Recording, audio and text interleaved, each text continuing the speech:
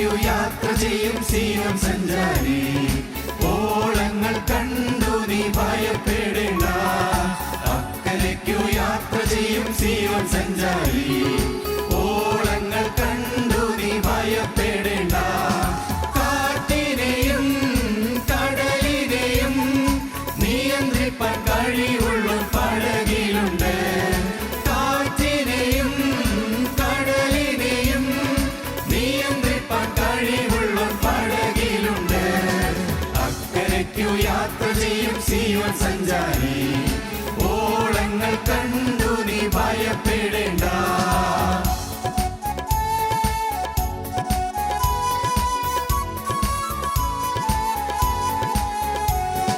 വിശ്വാസമാം പടകിൽ യാത്ര ചെയ്യുമ്പോൾ തണ്ടു വലിച്ചു നീ വലഞ്ഞിടുമ്പോൾ. വിശ്വാസമാം പടകിൽ യാത്ര ചെയ്യുമ്പോൾ തണ്ടു വലിച്ചു നീ വലഞ്ഞിടുമ്പോൾ. ഭയപ്പെടേണ്ട, കർത്തൻ കൂടെയുണ്ട്, അടുപ്പിക്കും സ്വർഗീയ തുറമുഖത്ത്. ഭയപ്പെടേണ്ട, കർത്തൻ കൂടെയുണ്ട്, അടുപ്പിക്കും സ്വർഗീയ തുറമുഖത്ത്. അക്കരയ്ക്കു യാത്ര ചെയ്യും സീയോൻ സഞ്ചാരി, ഓളങ്ങൾ കണ്ടു നീ ഭയപ്പെടേണ്ട.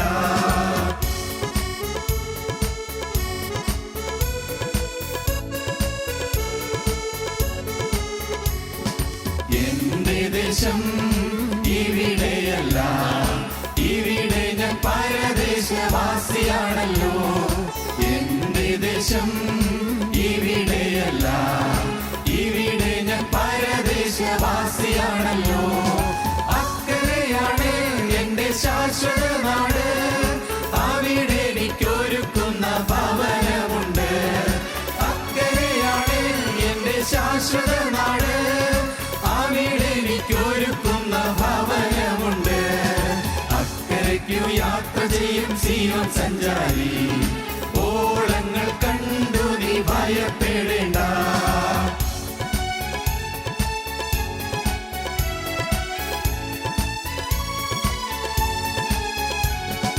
കുഞ്ഞാടതിൻ വിളക്കാണേ, ഇരുളൊരു ദേശവും അവിടെയില്ല.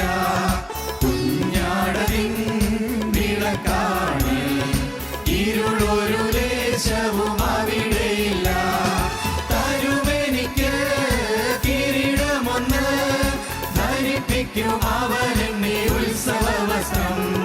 തരുമെനിക്ക് കിരീടമൊന്ന്, ധരിപ്പിക്കും അവനെന്നെ ഉത്സവ വസ്ത്രം. അക്കരയ്ക്കു യാത്ര ചെയ്യും സീയോൻ സഞ്ചാരി, ഓളങ്ങൾ കണ്ടു നീ ഭയപ്പെടേണ്ട. ഞങ്ങളും ക്രൂശിക്കപ്പെട്ട ക്രിസ്തുവിനെ പ്രസംഗിക്കുന്നു. ദൈവ തിരുനാമത്തിന് മഹത്വം ഉണ്ടാകട്ടെ. സങ്കീർത്തനം 105:16 വാക്യം മുതൽ, അവൻ ദേശത്ത് ഒരു ക്ഷാമം വരുത്തി, അപ്പം എന്ന കോലിനെ അശേഷം ഒടിച്ചു കളഞ്ഞു. അവർക്ക് മുൻപായി അവൻ ഒരാളെ അയച്ചു, യോസേപ്പിനെ അവർ ദാസനായി വിറ്റുവല്ലോ. യഹോവയുടെ വചനം നിവൃത്തിയാകുകയും അവൻ്റെ അരുളപ്പാടിനാൽ അവന് ശോധന വരികയും ചെയ്യുവോളം അവർ അവൻ്റെ കാലുകളെ വിലങ്ങുകൊണ്ട് ബന്ധിക്കുകയും അവൻ ഇരുമ്പ് ചങ്ങലയിൽ കുടുങ്ങുകയും ചെയ്തു. രാജാവ് ആളയച്ച് അവനെ വിടുവിച്ചു. ജാതികളുടെ അധിപതി അവനെ സ്വതന്ത്രനാക്കി. അവൻ്റെ പ്രഭുക്കന്മാരെ ഇഷ്ടപ്രകാരം ബന്ധിച്ചു കൊള്ളുവാനും അവൻ്റെ മന്ത്രിമാർക്ക് ജ്ഞാനം ഉപദേശിച്ചു കൊടുപ്പാനും തൻ്റെ ഭവനത്തിന് അവനെ കർത്താവായും തൻ്റെ സർവ്വ സമ്പത്തിനും അധിപതിയായും നിയമിച്ചു. യൗസേപ്പ് ഏറെക്കാലം ബന്ധനത്തിൽ കിടന്നു. എന്നാൽ യൗസേപ്പിൻ്റെ ബന്ധനങ്ങളെല്ലാം മാറ്റി യൗസേപ്പിന് പൂർണ്ണ സമാധാനവും പൂർണ്ണ സന്തോഷവും ദൈവം കൊടുത്തു. യൗസേപ്പ് മരിക്കാറായപ്പോൾ തൻ്റെ മരണത്തിൻ്റെ കാര്യം ഓർപ്പിച്ചു. തൻ്റെ അസ്ഥികളെക്കുറിച്ച് കൽപ്പന കൊടുത്തു. നിങ്ങളെ ദൈവം ഒരിക്കൽ സന്ദർശിക്കും. ദൈവം നിങ്ങളെ സന്ദർശിക്കുമ്പോൾ നിങ്ങൾ ഇവിടെ നിന്ന് ഈജിപ്തിൽ നിന്ന് നിങ്ങൾ പുറപ്പെട്ട് നിങ്ങൾ കനാനിലേക്ക് പോകുമ്പോൾ എൻ്റെ അസ്ഥികളെയും നിങ്ങൾ എടുത്തുകൊണ്ട് പോകണം എന്ന് പറഞ്ഞ് യൗസേപ്പ് അവരെ കൊണ്ട് സത്യം ചെയ്യിച്ചു. കാലങ്ങൾ മുന്നോട്ട് പോയി. 430 സംവത്സരങ്ങൾ കഴിഞ്ഞു. പ്രിയപ്പെട്ടവരെ, 430 സംവത്സരം കഴിഞ്ഞ് മോശയുടെ കാലമായി. ദൈവം തന്നെ ജനത്തെ സന്ദർശിച്ചു, ജനത്തെ അവിടെ നിന്ന് പുറപ്പെടുവിച്ചു. നാം വായിക്കുന്നത്, ജനത്തെ അവിടെ നിന്ന് പുറപ്പെടുവിച്ചപ്പോൾ ആ ജനം, ഇസ്രായേൽ ജനം, യൗസേപ്പിൻ്റെ അസ്ഥികളെ എടുത്തുകൊണ്ട് പോയി എന്നാണ്. നാം അങ്ങനെയാണ് തിരുവചനം വായിക്കുന്നത്. പുറപ്പാട് പുസ്തകത്തിൽ അക്കാര്യം പറഞ്ഞിട്ടുണ്ട്. പുറപ്പാട് പുസ്തകം 13-ാം അധ്യായം 19-ാം വാക്യം നാം വായിക്കുമ്പോൾ അവിടെ എങ്ങനെയാണ് കാണുന്നത്? യൗസേപ്പിൻ്റെ അസ്ഥികളെ അവർ എടുത്തുകൊണ്ട് പോയി. പുറപ്പാട് 13:19. മോശ യോസേപ്പിൻ്റെ അസ്ഥികളെ എടുത്തുകൊണ്ട് പോകുന്നു. ദൈവം നിങ്ങളെ സന്ദർശിക്കും നിശ്ചയം, അപ്പോൾ എൻ്റെ അസ്ഥികളും നിങ്ങൾ ഇവിടെ നിന്ന് എടുത്തുകൊണ്ട് പോകണമെന്ന് പറഞ്ഞ് അവൻ ഇസ്രായേൽ മക്കളെ കൊണ്ട് ഉറപ്പായി സത്യം ചെയ്യിച്ചിരുന്നു. വർഷങ്ങൾ 430 കഴിഞ്ഞു. ഇന്നിതാ യോസേപ്പിൻ്റെ അസ്ഥികളെ ശവകുടീരത്തിൽ നിന്ന് അവർ പെറുക്കിയെടുത്ത് അവരത് വഹിച്ചുകൊണ്ട് കനാനിലേക്ക് പോവുകയാണ്. ആ പുറപ്പാടിൽ, ആ പ്രയാണത്തിൽ അവർ യോസേപ്പിൻ്റെ അസ്ഥികളെ എടുത്തുകൊണ്ട് പോവുകയാണ്. എന്നാൽ അവിടെ ആ അസ്ഥികളെയും കൊണ്ട് ചെന്നിട്ട് കനാനിലെത്തിയിട്ട് എന്താണ് ചെയ്തത്? മോശയുടെ കാലം കഴിഞ്ഞു. കാദേശ് ബർന്നേവരെയും യാത്ര ചെയ്തപ്പോൾ വർഷങ്ങൾ 40 കഴിഞ്ഞു. മോശയുടെ കാലം കഴിഞ്ഞു. ദബോ പർവ്വതത്തിൻ്റെ മുകളിൽ പിസ്ഗായുടെ ചെരുവിൽ മോശ ഈ ലോകത്തിൽ നിന്ന് വേർപിരിഞ്ഞു. പിന്നീട് ജനത്തെ നടത്തിയത് യോശുവയാണ്. യോശുവയുടെ പുസ്തകത്തിൽ അവസാനത്തെ അധ്യായം അവസാനത്തോടടുത്ത വാക്യത്തിൽ നാം കാണുന്നുണ്ട്, ഈ അസ്ഥികൾ, അവരെ കൊണ്ടുപോയ അസ്ഥികൾ അവർ അവിടെ അടക്കം ചെയ്തു എന്ന്. യോശുവയുടെ പുസ്തകം 24-ാം അധ്യായത്തിൽ 32-ാം വാക്യം. ഇസ്രായേൽ മക്കൾ മിസ്രയീമിൽ നിന്ന് കൊണ്ടുപോകുന്ന യോസേപ്പിൻ്റെ അസ്ഥികളെ അവർ ശേഖേമിൽ, യാക്കോബ് ശേഖേമിൻ്റെ അപ്പനായ ഹാമോരിൻ്റെ മക്കളോട് 100 വെള്ളിക്കാശിന് വാങ്ങിയിരുന്ന നിലത്ത് അടക്കം ചെയ്തു. അത് യോസേഫിൻ്റെ മക്കൾക്ക് അവകാശമായി തീർന്നു. നോക്കൂ, അബ്രഹാമിനെ അടക്കി മക്പേല ഗുഹയിൽ, ഇസ്ഹാക്കിനെ അടക്കി, അബ്രഹാമിൻ്റെ ഭാര്യയായ സാറയെ അടക്കി, ഇസ്ഹാക്കിൻ്റെ ഭാര്യയായ റിബേക്കയെ അടക്കി, യാക്കോബിനെ അടക്കി, യാക്കോബിൻ്റെ ഭാര്യയായ ലേയെ അടക്കി.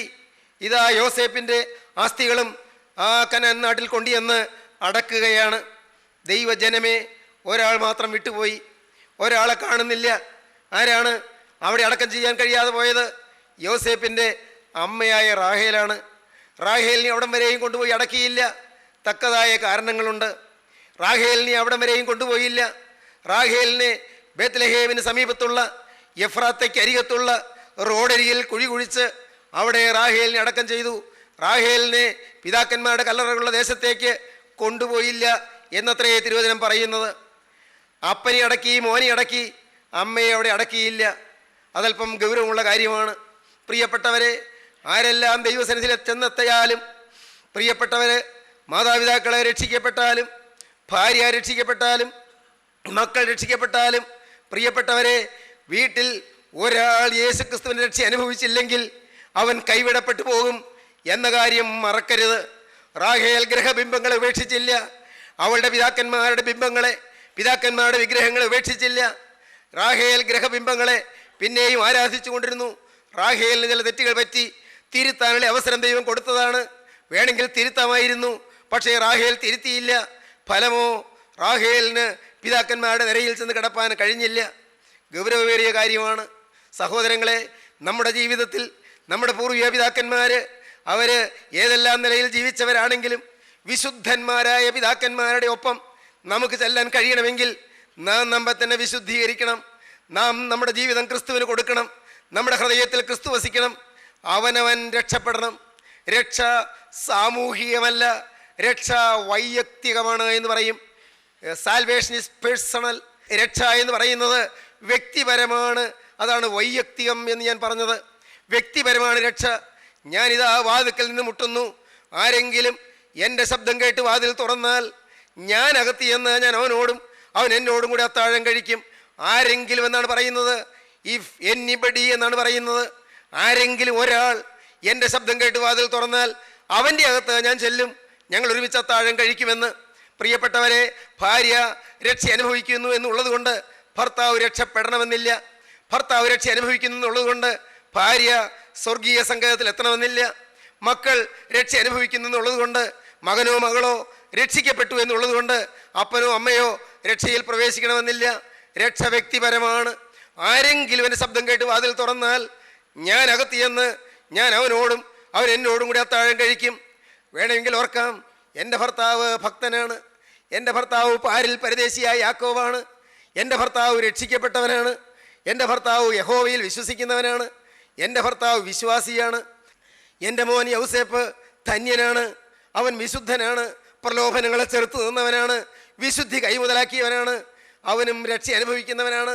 അതുകൊണ്ട് എൻ്റെ ഭർത്താവും എൻ്റെ മോനും ചെന്ന് ചേരുന്ന സ്വർഗത്തിൽ ഞാൻ എത്തിക്കൊള്ളും എന്ന് റാഹേൽ വിചാരിക്കാൻ പാടില്ല. സഹോദരങ്ങളെ, നിങ്ങളുടെ ജീവിതത്തിൽ വ്യക്തിപരമായി രക്ഷ അനുഭവിക്കണം. ഏതെല്ലാം പ്രതിസന്ധികൾ ഉണ്ടെങ്കിലും ഈ രക്ഷ വ്യക്തിഗതമായി നിങ്ങൾ കൈക്കൊള്ളണം. നിങ്ങൾ വ്യക്തിപരമായി യേശുവിനെ കർത്താവും രക്ഷിതാവുമായി സ്വീകരിക്കണം. ഓരോരുത്തരുടെയും ഹൃദയത്തിൻ്റെ വാതിൽക്കൽ മുട്ടുന്ന രക്ഷകനായ ക്രിസ്തുവിനെ നിങ്ങൾ വ്യക്തിപരമായി അനുഭവിക്കണം.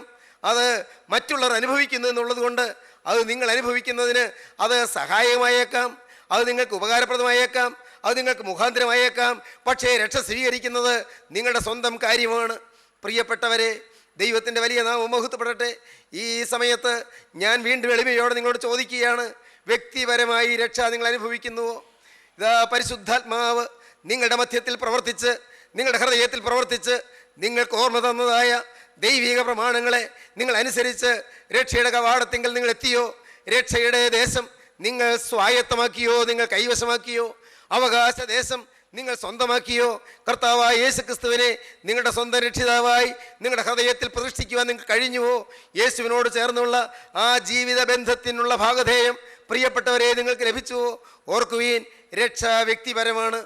യൗസേപ്പ് അവൻ്റെ ജീവിതത്തിൽ ഇതാ അന്ന് അവൻ പറഞ്ഞിരുന്ന പ്രകാരം, അവൻ ഫലമേൽപ്പിച്ചിരുന്ന പ്രകാരം, അവൻ്റെ ജീവകാലത്ത് അവൻ സഹോദരന്മാരെ ഫലമേൽപ്പിച്ചിരുന്ന പ്രകാരം അങ്ങ് ആ കനാൻ നാട്ടിൽ അവൻ്റെ അസ്ഥികൾ എടുത്തു കൊണ്ടുപോയി അവിടെ കൊണ്ടുപോയി അടക്കം ചെയ്തു. പിൽക്കാലത്ത് ദാവീദ് അതിനെക്കുറിച്ച് പറയുകയാണ്. എന്താണ് ദാവീദ് പറയുന്നത്? 105 സങ്കീർത്തനം 16 വാക്യം മുതൽ അതാണ് നമ്മുടെ ചിന്താവിഷയം. അവൻ ദേശത്തെ ഒരു ക്ഷാമം വരുത്തി, അപ്പം എന്ന കോലിനെ ശേഷം ഒടിച്ചു കളഞ്ഞു. അവർക്ക് മുൻപായി അവൻ ഒരാളെ അയച്ചു. യോസേപ്പിനെ അവർ ദാസനായി വിറ്റുവല്ലോ. യഹോവയുടെ വചനം നിവൃത്തിയാകുകയും അവൻ്റെ അരുളപ്പാടിനാൽ അവന് ശോധന വരികയും ചെയ്യുവോളം അവർ അവൻ്റെ കാലുകളെ വിലങ്ങുകൊണ്ട് ബന്ധിക്കുകയും അവൻ ഇരുമ്പ് ചങ്ങലയിൽ കുടുങ്ങുകയും ചെയ്തു. രാജാവ് ആളയച്ച് അവനെ വിടുവിച്ചു. ജാതികളുടെ അധിപതി അവനെ സ്വതന്ത്രനാക്കി. അവൻ്റെ പ്രഭുക്കന്മാരെ ഇഷ്ടപ്രകാരം ബന്ധിച്ചു കൊള്ളുവാനും അവൻ്റെ മന്ത്രിമാർക്ക് ജ്ഞാനം ഉപദേശിച്ചു കൊടുപ്പാനും തൻ്റെ ഭവനത്തിന് അവനെ കർത്താവായും തൻ്റെ സർവ്വസമ്പത്തിനും അധിപതിയായും നിയമിച്ചു. പ്രിയപ്പെട്ടവരെ, എന്താണ് ഈ പറഞ്ഞതിൻ്റെ അർത്ഥം? യൗസേപ്പിന് ചെയ്സനിങ് കിട്ടി. എന്താണ് ചെയ്സനിങ്? യൗസേപ്പിന് ശിക്ഷണം കിട്ടി. യൗസേപ്പിൻ്റെ ജീവിതത്തിൽ ദുരിതങ്ങളെ നേരിടേണ്ടി വന്നു. അതാണ് ഇവിടെ പറയുന്നത്. യഹോവയുടെ വചനം നിവൃത്തിയാകുകയും അവൻ്റെ അരുളപ്പാടിനാൽ അവന് ശോധന വരികയും ചെയ്യുവോളം അവർ അവൻ്റെ കാലുകളെ വിലങ്ങുകൊണ്ട് ബന്ധിക്കുകയും അവൻ ഇരുമ്പ് ചങ്ങലയിൽ കുടുങ്ങുകയും ചെയ്തു. ജീവിതത്തിൽ വന്നതായ യാതനകൾ, ജീവിതത്തിൽ വന്നതായ പ്രശ്നങ്ങൾ, ജീവിതത്തിൽ വന്നതായ പ്രതിസന്ധികൾ, വന്ന് നേരിട്ടതായ കഷ്ടപ്പാടുകൾ, ഒട്ടേറെ പീഡകൾ, എതിർപ്പുകൾ, വലിയ ഘോരമായ വിപത്തുകൾ, വലിയ അത്യാഹിതങ്ങൾ, ജീവിതത്തിൽ വന്നതായ പ്രതിസന്ധികൾ, ഇതെല്ലാം യൗസേപ്പിന് രക്ഷയുടെ സങ്കേതത്തിൽ അണയുന്നതിന് മുഖാന്തരമായി തീർന്നു. എല്ലാം പിശാച് ചെയ്യുന്ന കെണിയാണ്. പിശാചാണ് സഹോദരന്മാർക്ക് ആ ചിന്ത കൊടുത്തത്, യൗസേപ്പിനെ പൊട്ടക്കിണറ്റിൽ തള്ളിയിടണമെന്ന്. പിശാചാണ് യൗസേപ്പിനെ ഇസ്മായിലെ കച്ചവടക്കാർക്ക് പിടിച്ചു കൊടുക്കണമെന്ന് സഹോദരന്മാർക്ക് ചിന്ത കൊടുത്തത്. പിശാചാണ് പൊത്തീഫേറിൻ്റെ ഭാര്യയായ സുന്ദരിയായ സ്ത്രീയെ ഈ യൗസേപ്പിനെ തിന്മയിലേക്ക് നയിക്കുന്നതിന് ഉപയോഗപ്പെടുത്താൻ നോക്കിയത്. ആ സ്ത്രീയുടെ പ്രലോഭനത്തിന് വഴങ്ങിയില്ല. സഹോദരന്മാരെ കൊല്ലാൻ നോക്കിയെങ്കിലും കൊല്ലാൻ കഴിഞ്ഞില്ല. അവിടെയെല്ലാം പിശാച് വെച്ച കണികൾ ദൈവം തട്ടിമാറ്റി. അവിടെ നിന്നെല്ലാം യൗസേപ്പിനെ കൊണ്ടുപോയി 13 നീണ്ട കൊല്ലത്തെ കാരാഗ്രഹവാസം, കൽത്തുറുങ്കിലെ യാതനാഭരിതമായ ജീവിതം. അത് ശോധന വരുന്ന കാലങ്ങളാണ്. ദൈവവൈതലേ, ഇന്ന് നീ കഷ്ടപ്പാടിൽ കൂടി പോവുകയാണോ? മകനെ, ഇന്ന് അടിക്കടി ദുരിതം നിനക്ക് വരികയാണോ? നിന്റെ കുടുംബത്തിൽ നീ ഒറ്റപ്പെട്ടു പോവുകയാണോ? നിന്റെ ജോലി സ്ഥലത്ത് സകലരും നിന്നെ വെറുക്കുകയും നിന്നെ അറപ്പോടെ നോക്കുകയും ചെയ്യുകയാണോ? നീ പ്രവർത്തിക്കുന്നിടത്ത് പലരും നിന്റെ എതിരാളികളായി പ്രവർത്തിക്കുകയാണോ? നിന്റെ സ്വന്തം ഭവനത്തിൽ തന്നെ നീ ആർക്കും വിലകെട്ടവനായി പോവുകയാണോ? മകളെ, നിന്റെ ഭർത്താവിന് നിന്നെ വിലയില്ലാതായി പോവുകയാണോ? ഭർത്താവിന് നിന്നെ ഒരു മാനവുമില്ലാതിരിക്കുകയാണോ? ആ മനുഷ്യന് നിന്നെ സ്നേഹമില്ലാതിരിക്കുകയാണോ? ഭർത്താവിൻ്റെ സ്നേഹത്തിന് വേണ്ടി മകളെ നീ കൊതിക്കുകയാണോ? മക്കളുടെ സ്നേഹത്തിന് വേണ്ടി അവരുടെ സ്നേഹപൂർണമായൊരു വാക്കിനു വേണ്ടി ദൈവവൈതലേ നീ കൊതിക്കുകയാണോ? പ്രിയപ്പെട്ടവരെ, നിങ്ങൾ ചിന്തിക്കൂ. ഇവിടെ നിങ്ങൾക്ക് ശോധനകളുണ്ട്, ഇവിടെ നിങ്ങൾക്ക് പീഡകളുണ്ട്, ഇവിടെ നിങ്ങൾക്ക് ദുരിതങ്ങളുണ്ട്, ഇവിടെ നിങ്ങൾക്ക് പ്രലോഭനങ്ങളുണ്ട്, ഇവിടെ കഠിനമായ യാതനകളുണ്ട്, ഇവിടെ ഘോര വിപത്തുകളുണ്ട്, ഇവിടെ വലിയ ഞെരുക്കങ്ങളുണ്ട്. പണത്തിന് ഞെരുക്കമുണ്ട്, ആഹാരത്തിന് പഞ്ഞമുണ്ട്, ജോലിയില്ലാതെ അഴലുന്നുണ്ട്, 10 രൂപ കയ്യിലെടുക്കാൻ മാർഗമില്ലാതെ വിഷമിക്കുന്നുണ്ട്. ജീവിതത്തിൽ എന്നും പ്രതിസന്ധികൾ വരുന്നുണ്ട്. നിങ്ങളെ അനേകരെ വിഷമിപ്പിക്കുന്നുണ്ട്. ഒരാളെന്നെ വിളിച്ച് പറഞ്ഞു, അധികം ദൂരെ നിന്നല്ല സാറേ, ഞങ്ങളുടെ കിടപ്പുമുറിയുടെ തൊട്ടരികത്ത് ഒരു ഷാപ്പ് വരാൻ പോകുന്നു. കിടപ്പുമുറിയുടെ തൊട്ടരികത്താണ് ഷാപ്പ് വയ്ക്കാൻ പോകുന്നത്, മദ്യഷാപ്പ്. എന്തു വേണ്ടുമെന്ന് അറിയുന്നില്ല. എങ്ങനെ ഞങ്ങളവിടെ കിടക്കും? ആ മുറിയിൽ ഞങ്ങൾ എങ്ങനെ കിടന്നുറങ്ങും? പ്രിയപ്പെട്ടവരെ, ഭാരമല്ലേ, ക്ലേശമല്ലേ? മനുഷ്യർക്ക് അവരവർക്ക് ലാഭം ഉണ്ടാക്കണമെന്ന് മാത്രമേ ചിന്തയുള്ളൂ. മറ്റാർക്കെങ്കിലും വിനയുണ്ടോ, ആർക്കെങ്കിലും ദോഷമുണ്ടോ? അത് ചിന്താവിഷയമല്ല. നിങ്ങൾക്കറിയാമോ, ഒരാൾ സ്മോക്ക് ചെയ്താൽ, ഈ പുകവലിച്ചാൽ ആ മനുഷ്യന് അതിൻ്റെ വിഷമേൽക്കും. എന്നാൽ പുകവലിക്കുന്നവൻ്റെ അരികത്ത് ആരിരുന്നാലും, സ്വന്തം ഭാര്യയായാലും മക്കളായാലും ആരായാലും, ആ പുകവലിക്കുന്നയാളുടെ അരികത്തിരിക്കുന്ന ആൾക്കും ആ സിഗരറ്റിൻ്റെ പുകയിൽ നിന്ന് അല്ലെങ്കിൽ ബീഡിയുടെ പുകയിൽ നിന്ന് വിഷം കലരുകയും 3 മിനിറ്റിനകം അരികത്തിരിക്കുന്നയാളുടെ കൈവിരലുകളുടെയും കാൽവിരലുകളുടെയും അറ്റത്തുള്ള നെയർവെൻഡിങ്സിൽ വിഷം ചെന്ന് ചേരുകയും ചെയ്യും എന്ന് മെഡിക്കൽ സയൻസ് പറയുന്നു. എത്ര ഗൗരവമാണ്! പുകവലിക്കുന്നയാൾ തനിക്ക് ദോഷം ചെയ്യുന്നു, അരികത്തിരിക്കുന്നവർക്കും ദോഷം ചെയ്യുന്നു. വീട്ടിൽ നിരന്തരം പുകവലിക്കുന്ന ആളുകളില്ലേ? നിരന്തരം ദുർഗന്ധം വമിക്കുന്ന വീടുകളില്ലേ? പ്രിയപ്പെട്ടവരെ, മറ്റുള്ളവരുടെ പ്രശ്നം കാണുന്നില്ല. ഏതെല്ലാം തരത്തിലുള്ള പ്രശ്നങ്ങൾ, ഏതെല്ലാം തരത്തിലുള്ള ദുരിതങ്ങൾ, ജീവിക്കാൻ മാർഗമില്ലാത്ത വിധത്തിൽ, നാട് വിട്ടു പോയാൽ മതിയെന്ന് തോന്നുന്ന വിധത്തിൽ, ഈ വീടൊഴിഞ്ഞ് എവിടെയെങ്കിലും പോയി പാർത്താൽ മതിയെന്ന് തോന്നുന്ന വിധത്തിൽ കൊടിയ യാതനകളും വേദനകളും പീഡനങ്ങളുമായി വലയുന്ന മനുഷ്യരുണ്ട്. മകനെ, ഈ ചെയ്സനിങ് എല്ലാം നല്ലതാണ്, ഈ ശോധനകൾ നല്ലതാണ്. നിന്നെ ഒരു കാലത്ത് സഹായിച്ചവര്, നിനക്ക് ഒത്താശ തന്നവര് ഇന്ന് നിന്റെ എതിരാളികളായത് നല്ലതാണ്. ഇന്ന് അവർ നിന്നെ വെറുക്കുന്നത് നല്ലതാണ്. നിന്റെ പ്രിയപ്പെട്ട മക്കൾ നിന്നെ നിരസിക്കുന്നത് നല്ലതാണ്. നിന്റെ പ്രിയപ്പെട്ട ഭർത്താവ് മകളെ നിന്നെ വെറുക്കുന്നതും നിന്നെ അറപ്പോടെ കാണുന്നതും നിന്നെ വിലമതിക്കാതിരിക്കുന്നതും അതും നിനക്ക് നല്ലതാണ്. മകനെ, നിന്റെ പ്രിയപ്പെട്ട ഭാര്യ നിന്നെ സ്നേഹിക്കുവാനോ നീ പറയുന്നതിനെ മാനിക്കുവാനോ മനസ്സില്ലാതെ അവളുടെ ഹൃദയം നിന്നിൽ നിന്ന് അകന്നു നിൽക്കുന്നതും അതും നല്ലതാണ് എന്ന് നിനക്ക് കാണാൻ സാധിക്കുമോ? നിനക്ക് ശോധനകൾ കിട്ടുകയാണ്, ശോധന ചെയ്യപ്പെടുകയാണ്, ശുദ്ധീകരണം കിട്ടുകയാണ്. യാതനകളിലൂടെയുള്ള ശുദ്ധീകരണം, പീഡനങ്ങളിലൂടെയുള്ള ശുദ്ധീകരണം, ദുരിതങ്ങളിലൂടെയുള്ള ശുദ്ധീകരണം. ഏറ്റവും പ്രിയപ്പെട്ടവർ ഇതാ ഇഹലോകത്തിൽ നിന്ന് പെട്ടെന്ന് മാറ്റപ്പെടുന്നു. വേദനയല്ലേ, വിയോഗ ദുഃഖമല്ലേ, ഇതാ തീർത്താൽ തീരാത്ത നഷ്ടമല്ലേ, ഒരിക്കലും നികത്താനാവാത്ത കേടല്ലേ, കെടുതിയല്ലേ. പക്ഷെ അതും നിനക്ക് ശോധന വരുവാൻ അതും ദൈവം ഉപയോഗപ്പെടുത്തും. അതാണ് നാം സങ്കീർത്തനത്തിൽ കണ്ടത്. എന്താണ് പറഞ്ഞത്? യഹോവയുടെ വചനം നിവൃത്തിയാകുകയും അവൻ്റെ അരുളപ്പാടിനാൽ അവന് ശോധന വരികയും ചെയ്യുവോളം അവർ അവൻ്റെ കാലുകളെ വിലങ്ങുകൊണ്ട് ബന്ധിക്കുകയും അവൻ ഇരുമ്പ് ചങ്ങലയിൽ കുടുങ്ങുകയും ചെയ്തു. മകനെ, ഇന്ന് നിനക്ക് ചങ്ങലയിൽ കുടുങ്ങുന്ന ബന്ധനങ്ങളുണ്ട്. നിന്റെ ജീവിതത്തിൽ ചില ദുരിതങ്ങളുണ്ട്, ചില രോഗങ്ങളുണ്ട്, ചില കഷ്ടപ്പാടുകളുണ്ട്. നിനക്ക് തന്നെ നേരിടാൻ കഴിവില്ലാത്ത ചില പ്രതിസന്ധികളുണ്ട്. നിനക്ക് ശോധന ലഭിക്കുകയാണ്, നിനക്ക് ശുദ്ധീകരണം ലഭിക്കുകയാണ്. നീ ഒന്ന് തേച്ച് മിനുക്കി എടുക്കുവാൻ ദൈവം ഉപയോഗപ്പെടുത്തുകയാണ്. നിന്നെ പരിപരുപ്പൻ സ്വഭാവം മാറ്റി നിന്നെ ഉരച്ചുരച്ച് ദൈവം ഒന്ന് മിനുസപ്പെടുത്തുകയാണ്.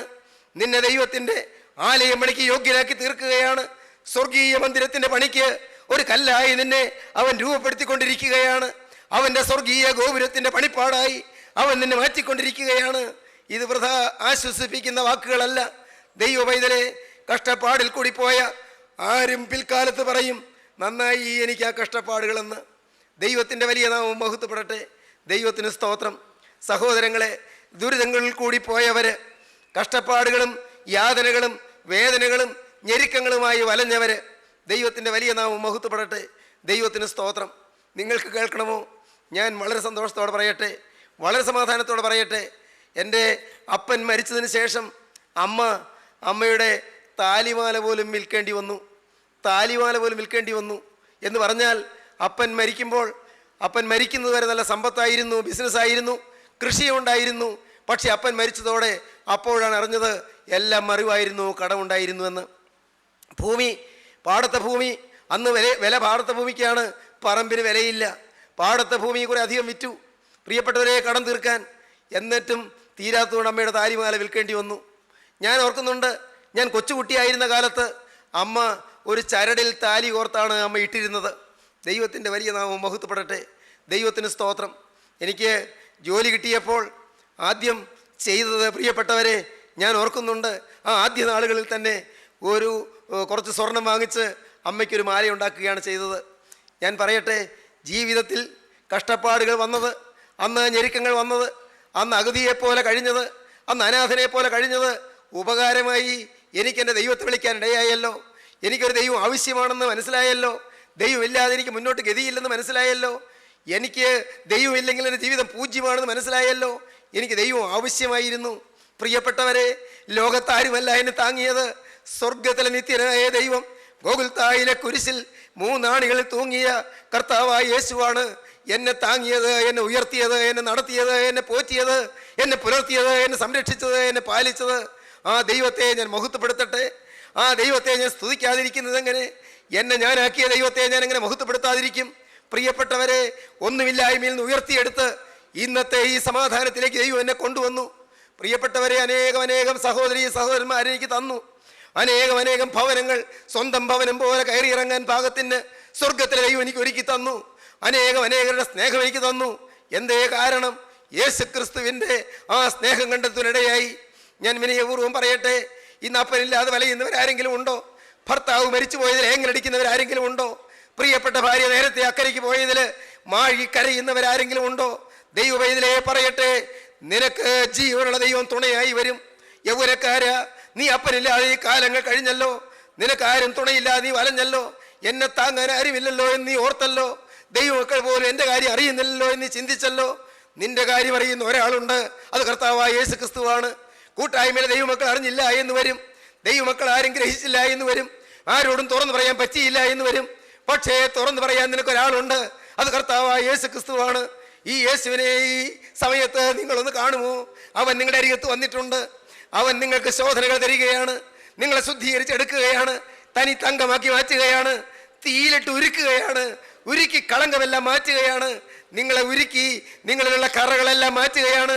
അവൻ ഉരുക്കി നിങ്ങളെ തേജോമയനാക്കി മാറ്റുകയാണ്, വിശുദ്ധനാക്കി തീർക്കുകയാണ്. എന്തോ ഒരു ഭാഗ്യം പ്രിയരെ. ഇന്ന് കഷ്ടത വരുമ്പോൾ ഇന്ന് നമുക്ക് പ്രയാസമാണ്. അയ്യോ, ഞാനിതിനെ എങ്ങനെ സഹിക്കുമെന്നാണ് ചിന്തിക്കുന്നത്. മകനെ നിരാശപ്പെടേണ്ട, മകളെ നിന്റെ പ്രത്യാശ കൈവിടിയണ്ട. എങ്ങനെ ഇതിനെ ഞാൻ ഫേസ് ചെയ്യുമെന്ന് നീ ഇന്ന് വലയേണ്ട. നിനക്ക് നാളുകൾ കഴിഞ്ഞ് തിരിഞ്ഞു നോക്കുമ്പോൾ നന്നായി എന്ന് പറയാൻ കഴിയും. ഞാൻ കഷ്ടതയിലായിരുന്നത് എനിക്ക് ഗുണമായി എന്നാണ് നാം വായിക്കുന്നത്. സങ്കീർത്തനക്കാരനായ ദാവീദ് പറയുന്നത്, ഞാൻ കഷ്ടതയിലായിരുന്നത് എനിക്ക് ഗുണമായി എന്ന്. പ്രിയപ്പെട്ടവരെ, കഷ്ടതയിലായിരുന്നത് ഗുണമായി എന്ന് പറയാൻ കഴിയണം. നാം വായിക്കുന്നത് അങ്ങനെയാണ്, അവൻ്റെ അരുളപ്പാടിനാൽ അവന് ശോധന വരികയും ചെയ്യുവോളം അവർ അവൻ്റെ കാലുകളെ വിലങ്ങുകൊണ്ട് ബന്ധിക്കുകയും അവൻ ഇരുമ്പ് ചങ്ങലയിൽ കുടുങ്ങുകയും ചെയ്തു. ഇരുമ്പ് ചങ്ങലയിൽ കുടുങ്ങിയ കാലങ്ങൾ, ബന്ധിതനായി തീർന്ന കാലങ്ങൾ, വലഞ്ഞുപോയ കാലങ്ങൾ, സ്വന്തം സഹോദരന്മാർ നിഷേധിച്ച കാലങ്ങൾ, സ്വന്തം സഹോദരന്മാർ നിരസിച്ചതായ കാലങ്ങൾ. നന്നായി മകനെ, നന്നായി. അതുകൊണ്ട് ദൈവത്തിൽ നിനക്ക് ആശ്രയിക്കാൻ പറ്റി, ദൈവത്തിൽ മുറുകെ പിടിക്കാൻ പറ്റി. ദൈവജനമേ, നിങ്ങളാരെല്ലാം ഇന്ന് വലയുന്നുണ്ട്, ആരെല്ലാം തോരാ കണ്ണീരായി കരയുന്നുണ്ട്, ആരെല്ലാം തീരാ വേദനയായി ഉലയുന്നുണ്ട്, ഇന്ന് രോഗം മാറാതെ വിഷമിക്കുന്നുണ്ട്. കാണൂ, നിങ്ങൾക്കൊരു ഉടയവനുണ്ട്, നിങ്ങൾക്കൊരു നാഥനുണ്ട്, നിങ്ങൾക്കൊരു കർത്താവുണ്ട്, നിങ്ങൾക്കൊരു ഉടമസ്ഥനുണ്ട്, നിങ്ങളെ നോക്കാൻ ഒരാളുണ്ട്. നിങ്ങൾ നാഥനില്ലാത്തവരല്ല, നിങ്ങൾ അപ്പനില്ലാത്തവരല്ല. പ്രിയപ്പെട്ടവരെ, നിങ്ങൾ അപ്പനുള്ള മക്കളാണ്. ഞാൻ നിങ്ങളോട് പറയട്ടെ, ആകാശഗോളങ്ങളെ മെനഞ്ഞവൻ, സൂര്യനെയും ചന്ദ്രനെയും നക്ഷത്രങ്ങളെയും സൃഷ്ടിച്ചവൻ, ഗ്രഹങ്ങളെയും ഉപഗ്രഹങ്ങളെയും മെനഞ്ഞ് അതാതിൻ്റെ സ്ഥാനത്ത് നിർത്തിയവൻ, ഒരിടത്ത് ഒതുങ്ങാത്തവനായ നിത്യനായ ദൈവത്തെ അപ്പ എന്ന് വിളിക്കാനുള്ള പദവിയാണ് മകനെ നിനക്ക് തന്നിരിക്കുന്നത്. ദൈവവൈതലേ, മറക്കല്ലേ, നിത്യനായ ദൈവത്തെ, നിത്യപരിശുദ്ധനും തേജോമയനുമായ ദൈവത്തെ അപ്പ എന്ന് വിളിക്കാനുള്ള പദവി. ഞാൻ പറയും, ഓ അപ്പ എന്നെ നീ കാക്കണമേ. ഞാൻ പറയും, അപ്പ നീ എന്നെ മാറോട് അണയ്ക്കണമേ. ഞാൻ പറയും, അപ്പ നിൻ്റെ കരം എന്നെ പിടിച്ചുകൊള്ളണമേ. ഞാൻ പറയും, വിളിച്ചാൽ വിളി കേൾക്കുന്ന ഒരപ്പൻ എനിക്കുണ്ടല്ലോ എന്ന്. വിളിച്ചാൽ വിളി കേൾക്കുന്നൊരപ്പൻ. എൻ്റെ സഹോദരങ്ങളെ, യൗസേപ്പിന് ശോധന കിട്ടി, നല്ലത്. ദുരിതങ്ങൾ നല്ലത്, ഭാരങ്ങൾ നല്ലത്, കഷ്ടപ്പാടുകൾ നല്ലത്. വിലാപങ്ങളുടെ പുസ്തകം കൂടി ഒന്നെടുക്കണം നമുക്ക്. വിലാപങ്ങളുടെ പുസ്തകം 3-ാം അധ്യായത്തിൽ നാം അതാണ് കാണുന്നത്. 31-ാം വാക്യം മുതൽ, കർത്താവ് എന്നേക്കും തള്ളിക്കളകയില്ലല്ലോ, അവൻ ദുഃഖിപ്പിച്ചാലും തൻ്റെ മഹാദയയ്ക്ക് ഒത്തവണ്ണവന് കരുണ തോന്നും. മനസ്സോടെ അല്ലല്ലോ അവൻ മനുഷ്യപുത്രന്മാരെ ദുഃഖിപ്പിച്ച് വ്യസനിപ്പിക്കുന്നത്. മകനെ, മനസ്സോടെയല്ല ദൈവം നിന്നെ വ്യസനിപ്പിക്കുന്നത്. നിനക്ക് ദുരിതം വരുമ്പോൾ ദൈവം കണ്ടു നിന്ന് ചിരിക്കുകയല്ല. നിനക്ക് യാതന വരുമ്പോൾ, നിനക്ക് പട്ടിണി വരുമ്പോൾ, നിനക്ക് കടം വരുമ്പോൾ, നിനക്ക് പ്രശ്നങ്ങൾ വരുമ്പോൾ, പ്രതിസന്ധികൾ നിന്റെ ജീവിതത്തിൽ ആഞ്ഞ് തിമിർത്തുയർന്നു വരുമ്പോൾ ദൈവം നോക്കി നിന്ന് രസിക്കുകയല്ല. നിത്യനായ ദൈവം കണ്ണുനീർ വാർത്തുകൊണ്ട് എങ്ങനെ നിന്നെ വിടുവിക്കേണ്ടുവെന്ന് നോക്കിക്കൊണ്ട് നിൽക്കുകയാണ്. മനസ്സോടെ അല്ലല്ലോ അവൻ മനുഷ്യപുത്രന്മാരെ ദുഃഖിപ്പിച്ച് വ്യസനിപ്പിക്കുന്നത്. പ്രിയപ്പെട്ടവരെ, യെരമ്യാ പ്രവാചകന്റെ പുസ്തകം 31-ാം അധ്യായം അതിൻ്റെ 20-ാം വാക്യം, എഫ്രയീമിന്റെ വാത്സല്യപുത്രനോ ഓമനക്കുട്ടിയോ, ഞാൻ അവന് വിരോധമായി സംസാരിക്കുമ്പോഴൊക്കെയും അവനെക്കുറിച്ച് എൻ്റെ മനസ്സിൽ സ്ഥായി തോന്നുന്നു. അതുകൊണ്ട് എൻ്റെ ഉള്ളവനെ ചൊല്ലി ഉരുകുന്നു. ഞാൻ അവനോട് കരുണ കാണിക്കുമെന്ന് യഹോവയുടെ അരുളപ്പാട്. എഫ്രയീമിന്റെ വാത്സല്യപുത്രനോ, എൻ്റെ ഓമനക്കുട്ടിയോ. ദൈവമക്കളെ, നിങ്ങൾ ഓമനക്കുട്ടികളാണ്, നിങ്ങൾ വാത്സല്യപുത്രന്മാരാണ്. ദൈവം നിങ്ങൾക്കെതിരായി സംസാരിക്കുമ്പോൾ ദൈവത്തിന് നിങ്ങളോട് വാത്സല്യമാണ്, സ്ഥായിയാണ്, കരുണയാണ്. എഫ്രയീമിന്റെ വാത്സല്യപുത്രനോ ഓമനക്കുട്ടിയോ, ഞാൻ അവന് വിരോധമായി സംസാരിക്കുമ്പോഴൊക്കെയും അവനെക്കുറിച്ച് എൻ്റെ മനസ്സിൽ സ്ഥായി തോന്നുന്നു. അതുകൊണ്ട് എൻ്റെ ഉള്ളവനെ ചൊല്ലി ഉരുകുന്നു. ഞാൻ അവനോട് കരുണ കാണിക്കുമെന്ന് യഹോവയുടെ അരുളപ്പാട്. സഹോദരങ്ങളെ, ഒരു നിമിഷം നിങ്ങൾ നിങ്ങളെ തന്നെ കാണുവീൻ. നിങ്ങളുടെ കണ്ണുകളെ നിങ്ങൾ അടയ്ക്കുവീൻ, നിങ്ങളുടെ തലകളെ നിങ്ങൾ താഴ്ത്തുവീൻ. നിങ്ങൾ ഈ വാക്കുകളെ കേൾക്കുമ്പോൾ ദൈവം നിങ്ങളോട് ക്രൂരമായി ഇടപെട്ടെന്ന് തോന്നുന്നുണ്ടോ? ദൈവം നിങ്ങളോട് നിഷ്ഠൂരമായി ഇടപെട്ടെന്ന് തോന്നുന്നുണ്ടോ? ദൈവം കഠിനാണെന്ന് തോന്നുന്നുണ്ടോ? അല്ല മകളെ, അല്ല മകനെ, അല്ല ദൈവവേദലേ. ദൈവം കഠിനല്ല, ദൈവം ക്രൂരനല്ല. അവൻ സ്നേഹനിധിയാണ്, അവൻ നിന്നോട് വാത്സല്യമാണ്, അവൻ നിന്നോട് സ്ഥായിയാണ്, അവൻ നിന്നോട് കരുണയാണ്. നിന്നെ ശുദ്ധീകരിക്കുകയാണ്, ദൈവരാജ്യത്തിന് കൊള്ളാകുന്നവനായി നിന്നെ ഉരുക്കിയെടുക്കുകയാണ്, നിന്നെ തനി തങ്കമാക്കി മാറ്റുകയാണ്. നിന്നെ തീയിലിട്ട് ഊതിക്കഴിച്ച് നല്ല ശോഭയുള്ള തനിത്തങ്കമാക്കി മാറ്റി നിന്നെ തന്റെ പണിപ്പാടാക്കുവാൻ അവൻ ഉദ്യമിച്ചുകൊണ്ടിരിക്കുകയാണ്, അവൻ അധ്വാനിക്കുകയാണ്. ഇപ്പോൾ നിങ്ങൾ നിങ്ങളുടെ ജീവിതം ക്രിസ്തുവിന് കൊടുക്കുവീൻ, ദൈവത്തോട് വാക്ക് പറയുവീൻ, ദൈവകരങ്ങളിലേക്ക് നിങ്ങൾ ഏൽപ്പിപ്പീൻ, ദൈവത്തോട് നിങ്ങൾ ഉടമ്പടി ചെയ്യുവീൻ. കർത്താവേ, ഇന്നു മുതൽ ഞാൻ നിന്റെ വക യേശുവിന് വാക്ക് കൊടുക്കുവീൻ. യേശുവേ, നീ എനിക്ക് വേണ്ടി ക്രൂസിൽ മരിച്ചു, ഇന്നു മുതൽ ഞാൻ നിന്റെ വക യേശുവിന് വാക്ക് കൊടുക്കുവീൻ. യേശുവിനോട് ഉള്ളം തുറന്ന് പറയുവീൻ, യേശുവേ, നീ എനിക്ക് വേണ്ടി ക്രൂസിൽ മരിച്ചതിനാൽ ഇന്നു മുതൽ ഞാൻ നിനക്കായി ജീവിക്കും. യേശുവിന് വാക്ക് കൊടുത്തുകൊണ്ട് തങ്ങളെ തന്നെ സമർപ്പിപ്പീൻ. നമുക്ക് പ്രാർത്ഥിക്കാം. കരുണയുള്ള ദൈവമേ, നിന്റെ സന്നിധിയിൽ തീരുമാനമെടുത്ത ഈ മക്കളെയെല്ലാം അനുഗ്രഹിക്കണമേ. ഈ പ്രിയപ്പെട്ടവരുടെ മേൽ അവിടുത്തെ ആണിപ്പാടുള്ളവരും വരണമേ.